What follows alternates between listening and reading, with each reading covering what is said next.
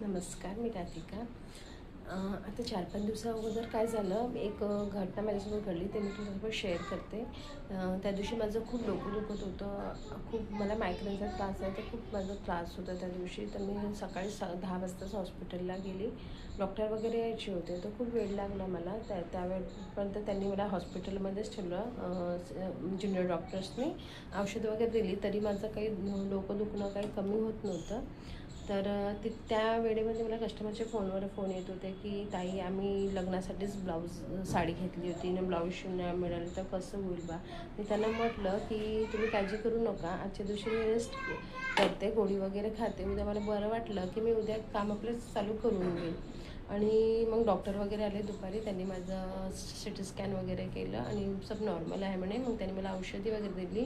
तर मी त्या दिवशी पूर्ण दिवस रेस्टच केला आणि औषध वगैरे खाल्ली. तर दुसऱ्या दिवशी मला आराम पडला. तर मी दुसऱ्या दिवशी आपल्या कामावर गेली. पण काय झालं ना, मग मी त्यांचे ब्लाऊज वगैरे शिवले. मग ते कस्टमर आली.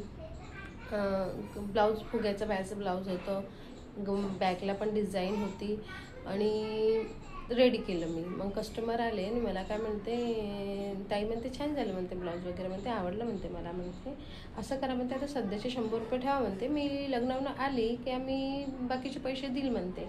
ना आता 1 हप्ता होऊन राहिला त्या गोष्टीला, पण ना ते कस्टमर आली आणि नाही तिने पैसे दिले. म्हणजे आपण बरं नसतानाही ते आपल्याला 10 वेळा फोन करतात की नाही माझं ब्लाऊज शिवून द्या, माझं ब्लाऊज शिवून द्या. आणि शिवून दिल्यानंतर ते आपल्या हाती 100 रुपये टिकवतात. आपल्याला एक ब्लाऊज शिवायला आपल्याला त्याला अस्तर लागतो, हुका लागतं, बंडल लागतं, मशीन प्रेस करायला लागतं आणि त्याच्यामध्ये आपण जे फिनिशिंग करायला दुसऱ्या बाईला देतो त्यांना पैसे द्यायला लागते. आणि आणि आपल्याला बरं नसताना आपण काम करतो आणि जेव्हा कस्टमर आपल्याला फक्त 100 रुपये हातात ठेवते, तर तुम्ही विचार करा आपली मनस्थिती तेव्हा कशी होते. तर हेच गोष्ट मी सांगण्यासाठी ही शेअर करण्याची इच्छा होती की असे काही काही लोक असतात.